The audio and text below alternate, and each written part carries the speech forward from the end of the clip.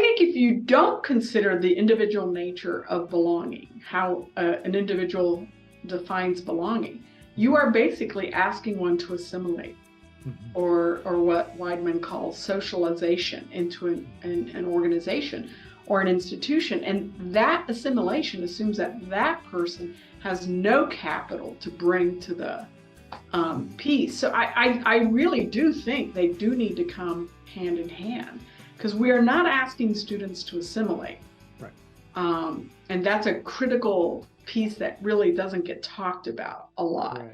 Right. I have from time to time joke that I used to run first year experience programs or orientation, and that they're really an indoctrination program. And so how do we move away from indoctrination to a much more, looking at the aspects of belonging Right. and other things?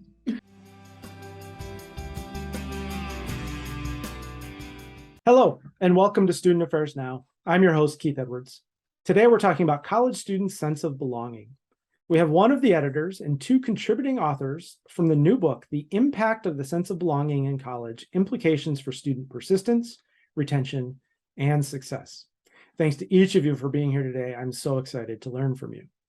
Student Affairs Now is the premier podcast and online learning community for thousands of us who work in, alongside, or adjacent to the field of higher education and student affairs. We release new episodes every week on Wednesdays. Find details about this episode or browse the archives at studentaffairsnow.com. This episode is brought to you by Stylus that published the book. Visit styluspub.com and use their promo code SANOW for 30% off and free shipping.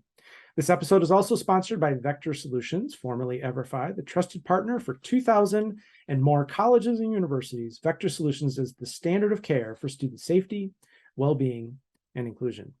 As I mentioned, I'm your host, Keith Edwards. My pronouns are he, him, his. I'm a speaker, consultant, and coach, and you can find out more about me at keithedwards.com. I'm broadcasting from Minneapolis, Minnesota, at the intersections of the ancestral homelands of the Dakota and the Ojibwe peoples. Now, let's get to the conversation. I'm so grateful for all of you for joining us today. Erin, let's kick it off with you. Tell us a little bit about you. Go ahead. Sure, and thank you so much for having us today and hosting this podcast about this topic. I'm Erin Bentrim, and I'm a senior education and training specialist at Anthology, Inc. My background has been on higher ed campuses for about 25 years before I made the move over to a higher ed adjacent role. Primarily the last 15 years, I've been in student affairs assessment, and prior to that, institutional research, institutional effectiveness, so kind of all over. I've also been on faculty, and so this has been a great work that we have enjoyed doing. Well, thanks so much to the work that you and Gavin Henning did to edit this and pull people together. And I'm so glad we've got you to kind of share the big picture and some real experts on this. So Terrell, go ahead and tell us a little bit more about you. Sure thing. Thanks, Keith. And I echo the sentiments of Erin. Thank you for the opportunity to come on the podcast and talk about a really important topic, I think, at a crucial time. And hello to everyone who will listen and watch. I'm Terrell Strayhorn, professor of higher education and women, gender, sexuality studies at Illinois State University, and excited to be with this panel of speakers today talking about a topic that has been sort of center of my research agenda for a little bit of a decade now. Previously, I've served on the faculty at the University of Tennessee, Knoxville, the Ohio State University, Lemoyne College, and most recently as provost and senior vice president of academic affairs at Virginia Union University. And so I look forward to sharing some insights that I think come from the chapter, as well as some of the work that I've been doing as director of the Center for the Study of Historically Black Colleges and Universities. Glad to be here. Awesome. So glad you're here. And Vasti, tell us more about you. Thank you. For those of you who don't know me, I'm Vasti Torres, and I go by she, her, and ella because I am my native language is Spanish. I'm currently the executive associate dean for the School of Education, and I'm a professor in educational leadership and policy studies at Indiana University. Awesome. Well, I'm so glad all of you are here. And I think as we were talking before, in my work, I'm hearing so many campuses really wanting to center belonging in their efforts with students and helping students learn and centering belonging. And then we get about 5 minutes into that conversation, then the heads tilt and they go, what do we mean by that? What does that really mean? What is the nuance of that? And so I'm so excited. I think Erin and Gavin were prescient in sort of getting this out, starting this project at a time before it was really center stage. And I know many of you have been thinking and writing and researching about this for a long time. So Erin, why don't you tell us a little bit about why you pursued this project, you and Gavin, and the folks you brought together, and what you learned through the process? Sure. I think that's a great question, as we were kind of chatting earlier. So where I want to start is to give some environmental context for this. So if you think about a few data points related to birth rates in the US, college enrollment trends, and retention, persistence, and graduation rates, we know those are lower than we would hope. So Pew Research Foundation says that birth rates were already at an all-time low before the pandemic. There was some anticipation of an anticipated baby boom arising from the pandemic, but actually birth rates dropped around 4%. So, again, thinking about those college enrollment trends, 2003 to 2017, there was an undergraduate enrollment increase by 17%. What we're predicting now is 2017 to 2028 undergraduate enrollment will have an increase of only 2%. And when you think about that, those projections were reported in 2017, which is 5 years ago, and we're in a different world now. A few things have changed. Yeah. Yes, just a few. So 30% of students drop out before their sophomore year, 62% graduate within 6 years. So with that in mind, it's no wonder that colleges and universities have begun to frame discussion around student success in new ways.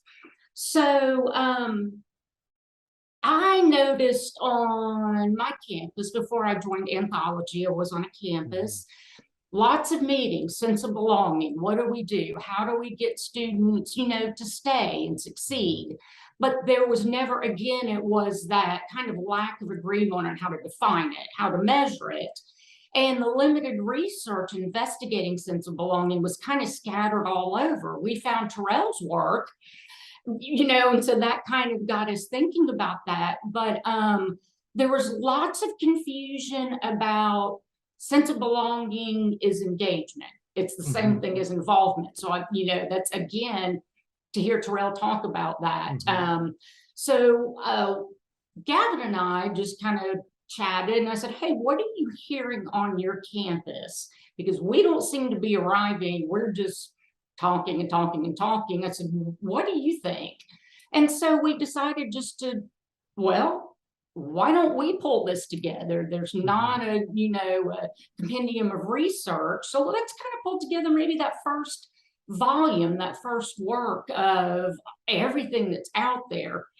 So our intention and vision was to bring together the research and address what sense of belonging is, what it looks like, and how it impacts student success.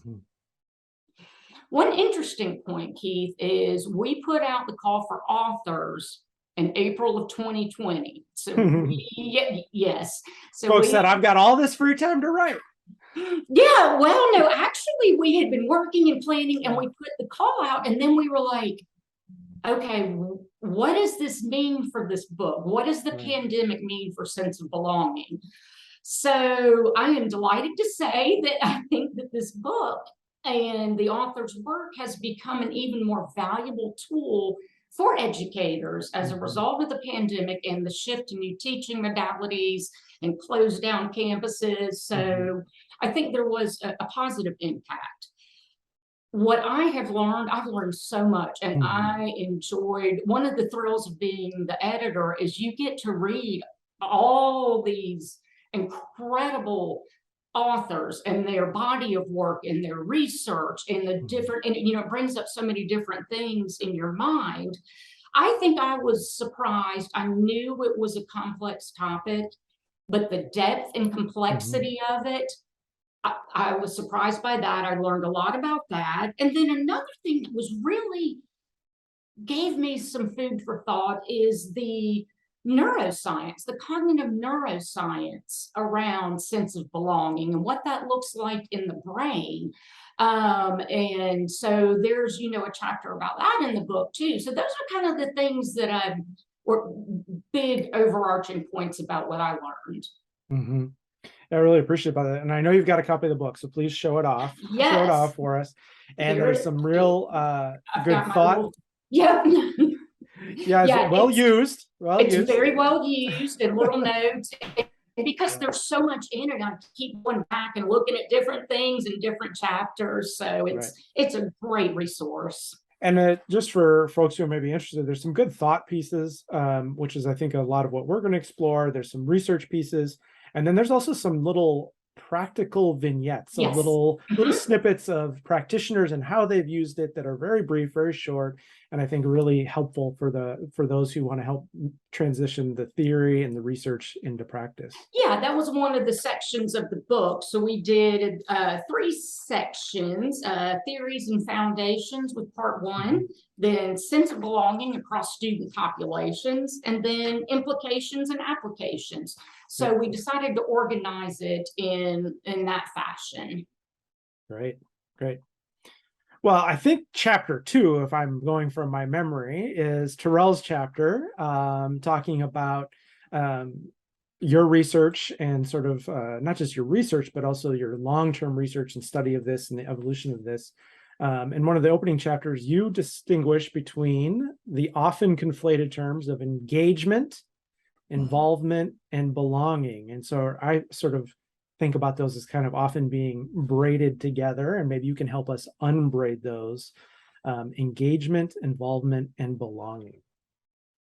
Yeah, so that is a good segue into, I think, the core topic of the chapter that Erin and Gavin thought would be useful to the volume. And I thought it was great as a person who's written about sense of belonging to be a contributor to another volume that really drives down a bit more in depth around academic belonging and really trying to help practitioners and researchers and scholars understand what belonging is, what it does in higher education, and then how does it relate to some other concepts that are already pretty well established on the shelf of knowledge. And so you allude to them, engagement, involvement, and belonging.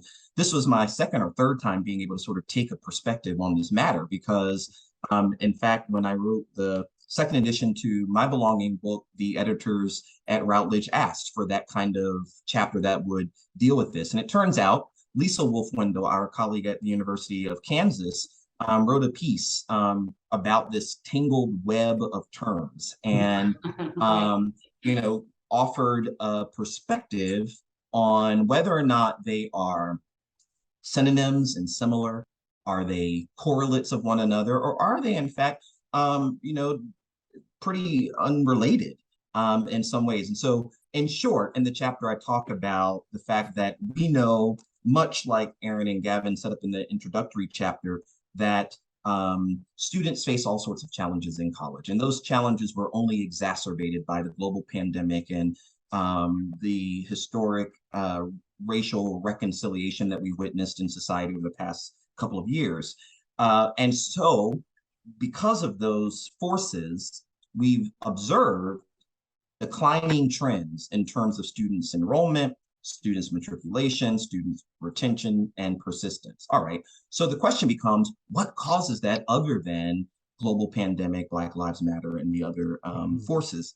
And we've known for a long time that students either stay or leave college because of support, lack of support, or because of the presence of useful support for them. And we have a whole lot of research across different racial and ethnic groups about the important role that parents play in families and communities, but also the role that faculty, staff, student affairs administrators play. in this as well. And so we know that for students to be successful, they must establish supportive relationships with others on campus. And there's a pretty widespread literature about that. And be involved in clubs and organizations connected with personnel in meaningful ways, and also feel important to the group. Well, in many senses, those three sentiments sort of connect very closely to these three concepts. So in short, in the chapter I talk about, it is essential for students to connect with others in college. That's involvement, and we'll talk about that in a second. That it's not up to the student though. And listen, I mean, when I first started writing about it, I didn't do this very well.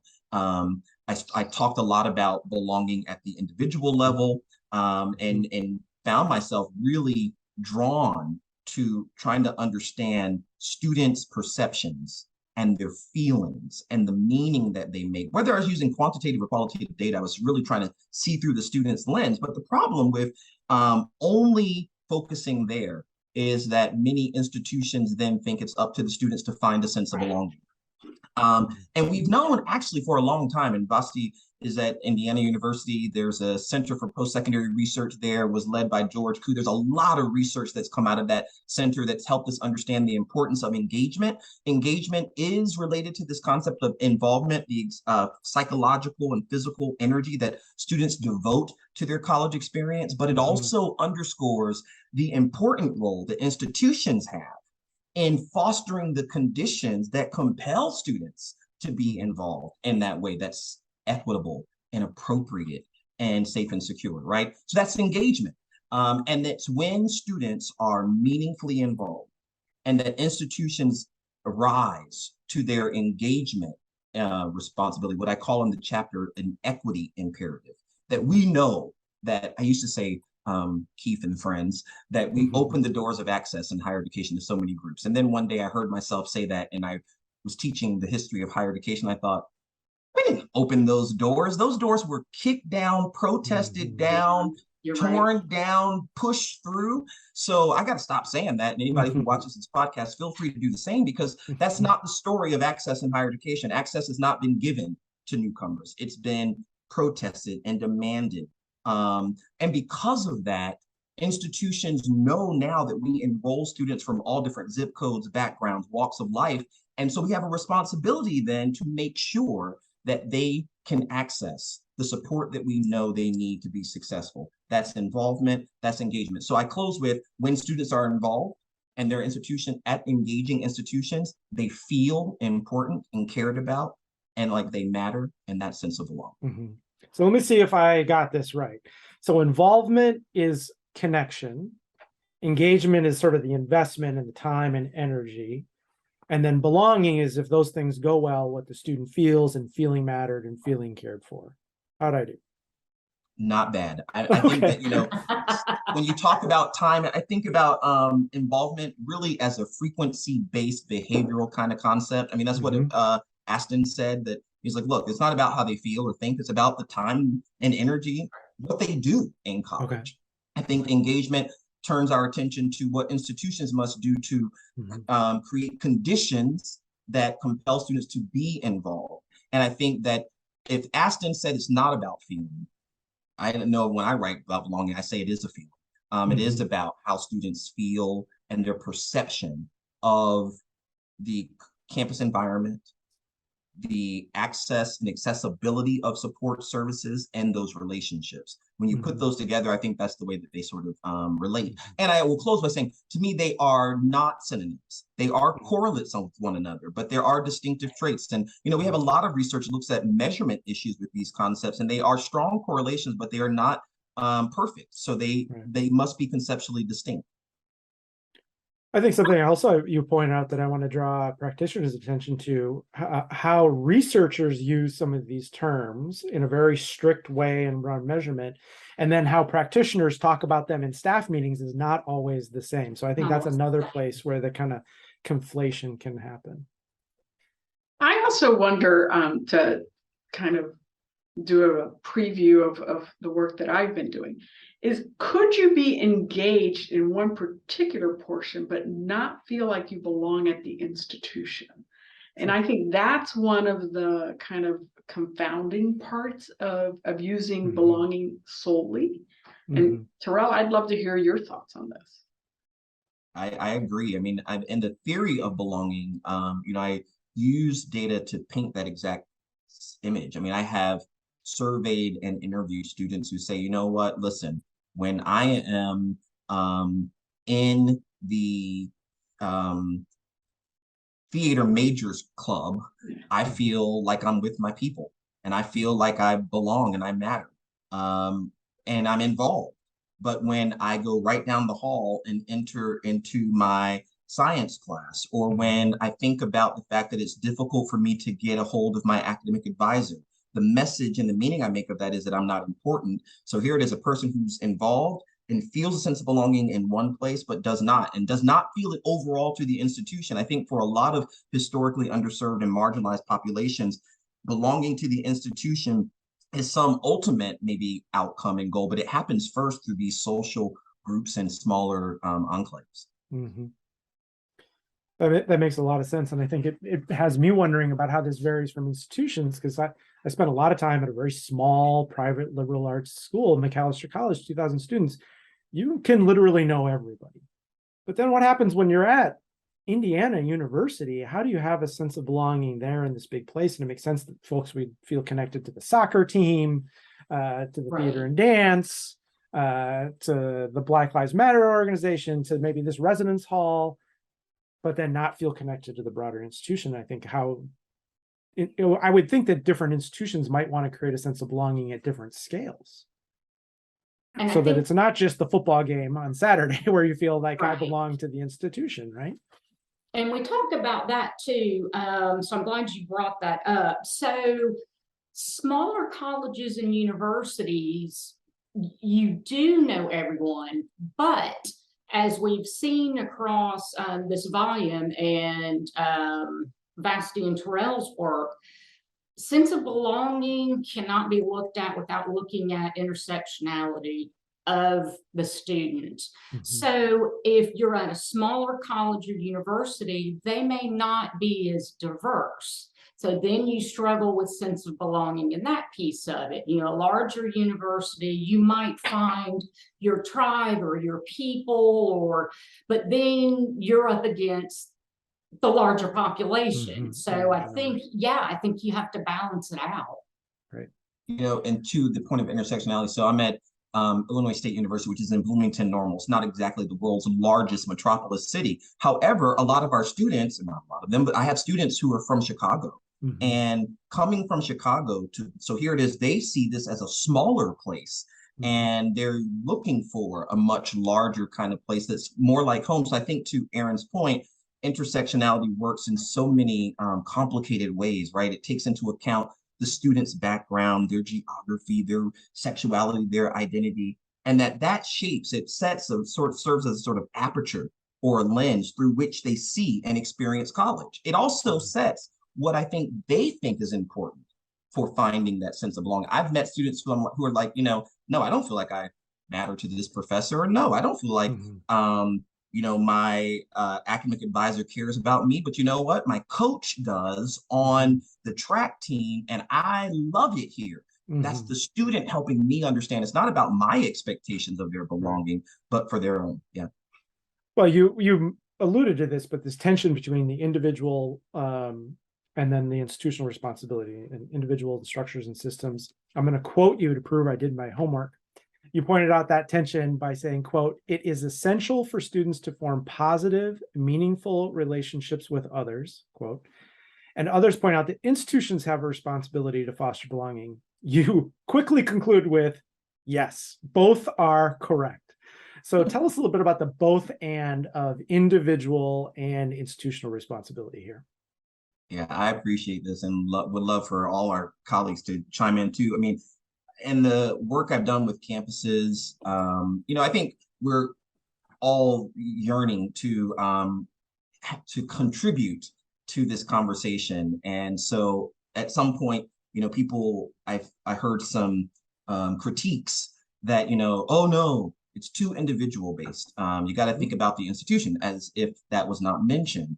But The moment we only focus on the institution and think that it's all structure, that it's all systems, I think we miss one of the things that a student in Nashville at Vanderbilt University heard me talk about belonging. And they said, you know what? Belonging to me is like my superpower. Yeah, this place may not be that welcoming. It may not be that hospitable to me, but there are things I can do to fashion and create a space for myself where I can feel connected and feel valued until the institution gets better. I don't want to deny students that opportunity to see belonging as this force that is in their control, that working with others, they can create spaces in their own tables, as it were. But by the same token, I don't want to miss that provosts, presidents, deans who will watch this podcast have an important role to play in the belonging work. And that is belonging doesn't happen.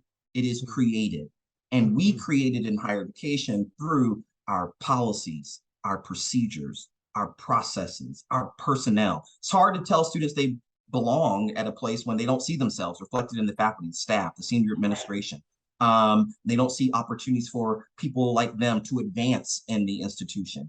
It's also true that, right now it's hard to feel like you belong when you don't know what the degree requirements are and how long it will take you and what support is available. So when we, as academic leaders, I love doing this as a provost, really thinking about belonging applied to my practice and how can we simplify our processes?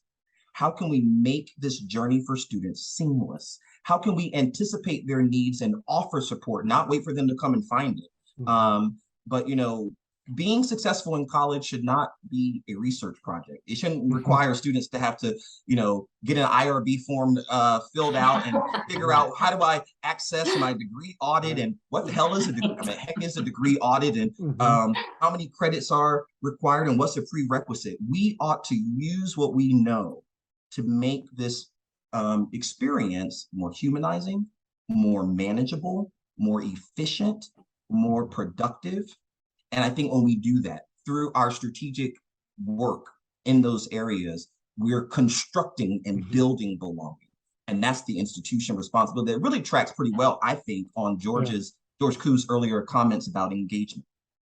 And the visual I have is removing obstacles, taking where are the students bumping into obstacles, removing those so that things are easier, whether they don't know what a prerequisite is, they don't know what they are, they don't know where this office is, all of those things.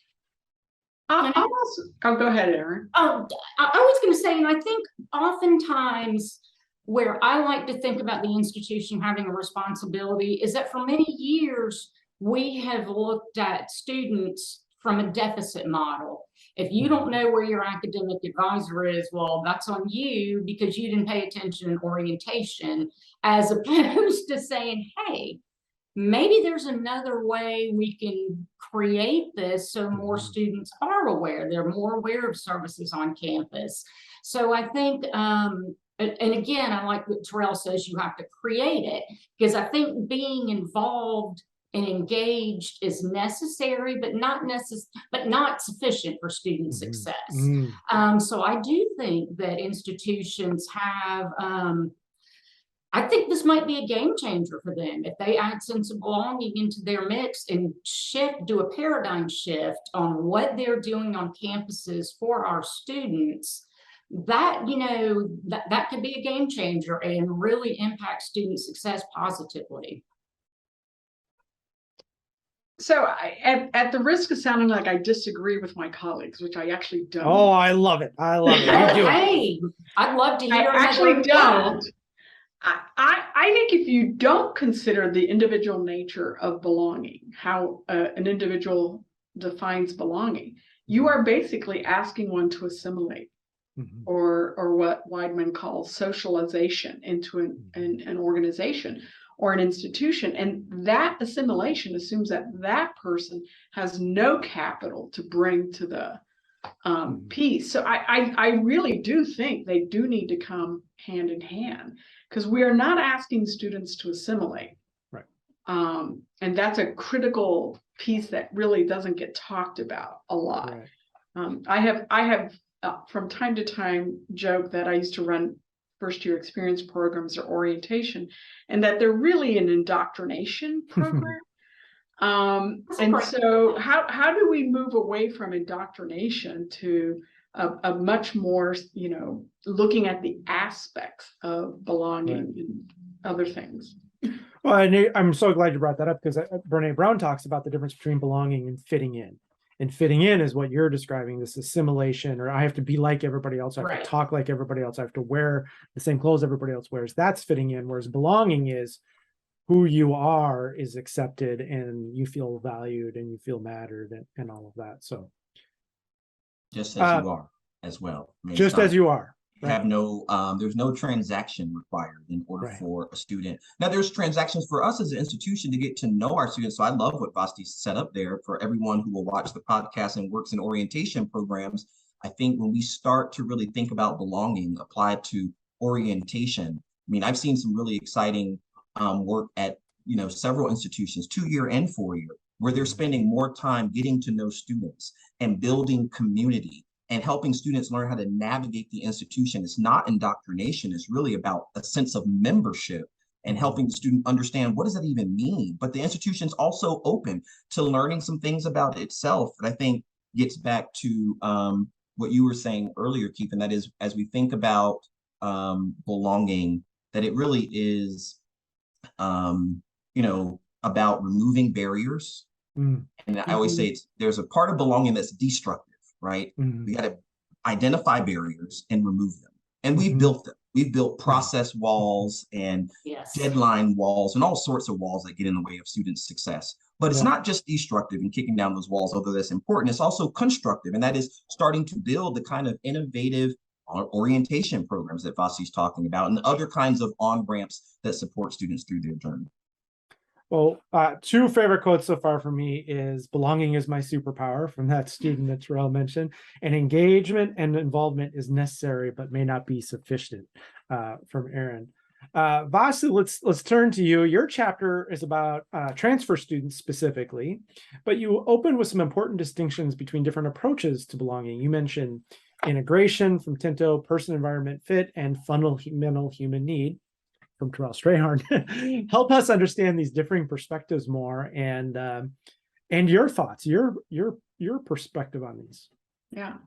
Well, I will say that to understand my perspective, you have to understand some things about my past and my experiences. So I was a transfer student, and so I'm very aware that my experience as a transfer student was drastically different than the students who were starting in their first year. And I did attend a small liberal arts college, so I did know all 2,000 people by the end. Anyway, the second piece is that I've done research at urban universities, and the commuter nature and sort of the way things interact with the environment at urban universities is very different than much of the research that is so focused on residential, full-time, traditional age students. So that's a piece that also entered in this. And the final thing is I do a fair amount of work with community colleges, especially through Achieving the Dream and other community college initiatives. And community college environment is seldom mentioned when we're talking about sort of developmental, looking at belonging and developing that. Now, what that means is that as a person who tends to connect 52 million dots at the same time, we were looking at support, validation, socialization, integration, belonging, mattering, and community. All these things have a synergistic relationship, or as Terrell said, correlated, but they're actually treated as very separate constructs, which is really kind of difficult when you're looking at students who are marginalized in one way or another. So what all these things kind of mean is that we have to recognize that environment and the culture/identity of a student influences how they see belonging. There's not a one size fits all. As I mentioned before, this may look like we have to look at each student individually, but it's about sort of creating environments that are inclusive and provide multiple opportunities. And the final thing is that we have to recognize that some students come to class and leave. And that's all they do. That is their general college experience. So how do we begin to look at this growing population of commuter students? And if you look at the data, the majority of students of color begin at a community college, which is tend to be a commuter type environment. How do we consider looking at these types of students in the context of very traditional residential based research that looks at belonging? And so it really prompted me to kind of think about this differently. And luckily I had some great students who helped me flesh this out. So in the article, in the chapter that I wrote, we do start with sort of disentangling belonging, validation, mattering, and support. And we problematize it in such a way to say, is this really all the same thing, or are there distinct pieces? And so the chapter in the book actually looks at a survey that was meant to measure belonging. And what we found is that it really measures belonging and personal support very distinctly. So while there is a synergistic relationship, they're very different. And one of the reasons we really wanted to look at this is that if you look at the connection between those things, it's much more complex when you're transitioning to a new institution. So if I'm transitioning in, I'm not forgetting all the people I met before I arrived, and I'm not necessarily clicking with the people I meet when I arrive. And so it has to be looked at in a much more complex way, because the transition for a transfer student is much more complex. The other piece, and I think Terrell does this as well, is I use mixed methods a lot. And so the chapter I look at does the survey piece, but then we have interviews to kind of fill in the gaps. And I'll talk about a new article that's coming out also to kind of pull all this together. But we really found that students were talking about belonging and support that were on campus and off-campus elements. It wasn't all on campus. And we also found that their past educational experience was almost written off in the transfer process, because if you didn't take it here, then it may not be worth it. So it really devoided them of the capital they brought to the campus in some ways. So that belonging, or what you've referred to as barriers and obstacles, really did send the message that if you didn't start here, your past experiences are not as important. So they ended up focusing on the social support to get their support, and sometimes to get their information, which is kind of sad for institutions. But that is actually what the literature around transfer students already shows us. So I'll put that out there. And I also say that in an upcoming article, we kind of expanded the work we did for this chapter, and we try to problematize all these ideas as, are these parts of community? And do transfer students create communities in different ways that incorporate different things? And what we found is that there were some distinct support elements, there were some distinct belonging elements, and there were distinct validation elements. But what was most interesting is that the sources of those elements were based on time. How much time am I going to spend in this environment? Do I want to engage more so here, or do I want to keep my past experiences? The people, in terms of like who's validating my experiences, and we've talked about this before, and this is especially true, I think, in commuter institutions. If I have 52 million things demanding my attention, why am I going to engage with the traditional experience when I have support and people that I can draw from? And this is also true in cultural elements. The familial attachment becomes very critical for some students, and that is a people thing. And the final piece is place. How does place influence how you see yourself as part of the community? And so if I'm commuting a half an hour to an hour, why am I going to engage or invest time in the campus community when I've got other things? Or when I get put in in the article we talk about, is transfer housing was like the least desirable housing. Right. So students are like on another side of the campus, and that place really influenced how they saw themselves as part of the community. So it very much is not monolithic. It is very malleable depending on the students' experiences. And I do agree that institutions can do something, but we can talk more about that later if we like. Well, that's where my curiosity is. I think it's really interesting that the students are telling you that things beyond the campus walls, maybe family, maybe my job, maybe how far my commute is or not, are such a big part of the picture, right? But I'm wondering, what would you suggest for institutional leaders who might say, I get that, but we don't have any say of that. We don't have any control of that. That's sort of beyond our purview. Are there ways that institutional leaders and staff can better incorporate that in their work? Yeah. And Keith, I'll also add that this doesn't contradict what Terrell and Erin were saying. I want to make sure that people understand that. It's just looking at it slightly different. I think one of the first things that institutions have to look at is that socialization or integration, social activities is not the be all for everyone. And may not be actually creating anything, belonging or community for some students. So I think getting away from like, oh, let's have pizza parties is an important part of what we need to do as a field. Or at least not having it be the only strategy we utilize, right? Absolutely. Yeah. The second element is this notion that all students will develop their relationships on campus, and those relationships will be the most important relationships that they form.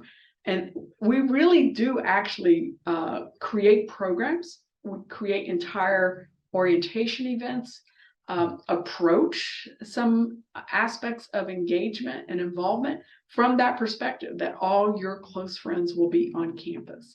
And we have to get away from that perspective. And the final thing is that we need to begin to understand that community for commuter students is in the classroom. It may not actually be outside the classroom. It will for some. It's not a universal piece of it. But the classroom community becomes so critical. And frankly, it's already been mentioned. Removing structural barriers and creating connections is important, but it doesn't have to be done in social or assuming that all your connections are on campus. Yeah. So just a bigger, you just sort of makes the board game bigger. It's not, doesn't end at the campus walls. How do we also make all these connections and utilize all of these other things to build that kind of community? I'm hearing over and over again in some of the previous conversations what you're sharing, Vasti, about agency and the individual's agency and sort of meeting them where they're at and what do they want and how do they want to do that.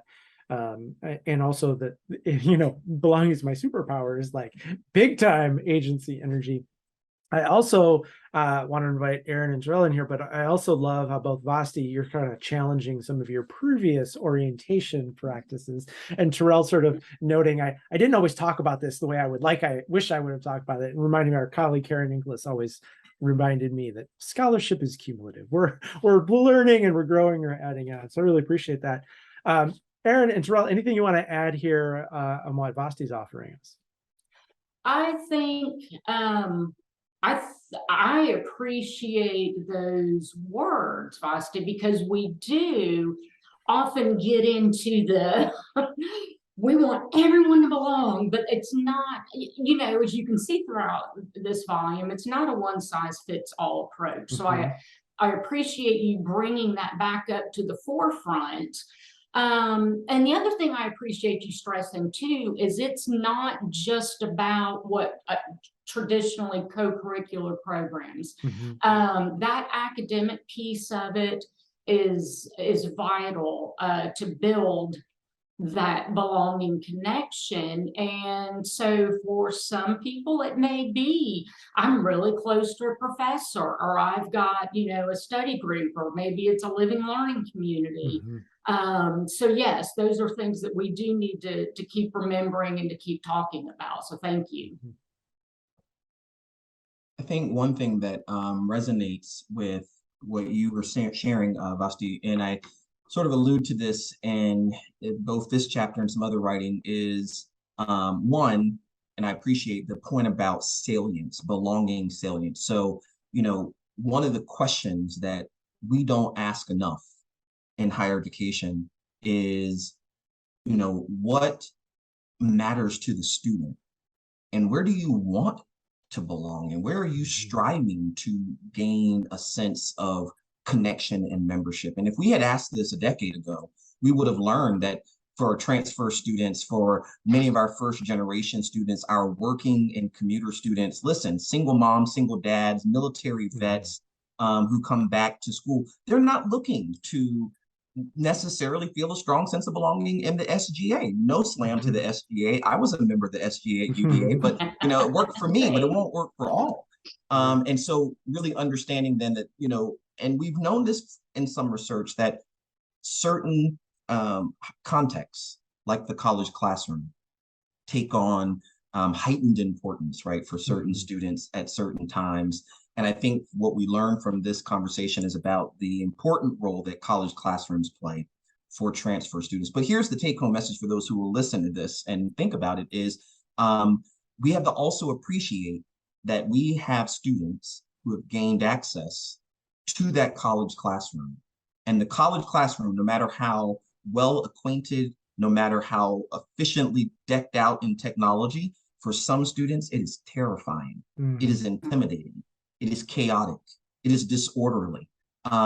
It can be a site of trauma for them. And so how do we then take what we're learning from Vasti's work to look, cast our critical gaze at the classroom, but to understand we've got work to do to make sure that faculty are teaching in ways that are culturally responsive and congruent, that they are, using a diverse set of pedagogies that will get students, they can build and foster community through group work and other kinds of perspectives and pedagogy that I think really respond in practical ways to the recommendation that Vasti's making. Yeah, awesome. And I'll add that when we don't validate or acknowledge the capital that students bring to class from their past experiences, we are trying to assimilate them if we don't pay attention to that. And I'll give you a concrete example how a simple shift validated students' prior experience. I know an institution that used to run orientation for transfer students. They had maybe 25, 30% of the transfer students show up. They changed the name of it to advising registration for transfer students. And guess what? Almost 100% of the transfer students showed up because it wasn't about like, we think you need to be oriented to college life. It was, you need advising, you need to register, and you have some of this previous knowledge. And they did some overlapping things, but it totally shifted the focus of that student experience to be focused on what they already know and the things they need to do. It's such an important point. I keep learning again and again in my work that sometimes just changing what we call things can make such a significant difference in how people engage or don't, or how the mindset they bring or what they come into it. So I really appreciate that example. Well, we are running out of time. And the podcast is called Student Affairs Now. And we always like to end by asking our guests, what are you thinking, troubling, or pondering now? Might be related to our conversation today or just other things happening in your world. And also, if you want to share where folks can connect with you. But let's start with Vasti. What are you troubling now? Oh, I'm troubling everything these days. I'm actually really wondering how we're going to fare after the pandemic on this constant push to treat all students the same. If we know anything, not all students are the same. We've known that, since the beginning of higher education, but yet we continue to try and do that. And I do think that having been virtual for 1.5 to 2 years is going to change students' expectations. And how do we begin to look at issues of community and belonging when students' expectations are different today. So I think about that quite a bit. And I love to engage people on Twitter, which is my main social media and my Twitter handle is Dr. Vasti. So easy enough to kind of remember. Thank you. Thank you. And Terrell, what's on your mind now? I echo the sentiments of Vasti. There's a lot that's on my mind right now. And since she has eloquently talked about, how will we fare in this, I don't know what to call it, post-pandemic, endemic, life, new normal, whatever it's going to be. But, I think another piece that connects to this conversation and likely to many folks in your listening audience is that we've known for a long time that students find support in higher education through positive, meaningful relationships with faculty and staff. And so just as much as their sense of belonging matters, so too does the sense of belonging of faculty and staff, those who work in academic affairs and student affairs. And we've got, a need for more work on the student front, but we've got a real serious gap around belonging and the personnel space. And so I've been doing more work there and writing in that space to really think about one, what is it? What is it? What does it mean? Is it a correlate or a synonym? Does it operate the same way? Are the same sort of factors important and salient? And then most importantly, then how do we, as institutional leaders, really create and construct it? So I close with a little anecdote. I mean, when I was provost at Virginia Union University, I, watched my faculty, pivot very quickly to teach online, manage enormous burdens with research and teaching and meeting students' needs and stepping up to the plate to help, comprehensive, historically Black, four-year liberal arts university ensure business continuity through a pandemic. But there was a toll for people stepping up in that way. And as we make our way into long-term planning sustainability, I don't know, endemic, pandemic, new normal, the question becomes, how do we signal to faculty and staff that they matter, that they belong, at a time, not at our institution, but at lots of corporations, at a time where we refer to people as non-essential workers. And that language, Vasti's nailed it. Language matters. Words wound. And so we're going to be responsible in higher ed and corporate America for those words and labels. And I don't think we've yet seen or witnessed what will happen. So anyway, I'm thinking about those things, write about those things, invite others to think about it. And the best way to connect is on social media. I am TL Strayhorn on all things. Awesome. Thank you. And Erin, what are you troubling now? You did this great project, 2 years in the making. It's come out. People can buy it now. What are you troubling now? So let me tell you what I'm pondering and troubling about. And I think Terrell and Vasti both hit on these things. So this is kind of perfect timing. When we think about, I feel like we're finally trying to get a good grasp and a good handle, a sense of belonging on campus.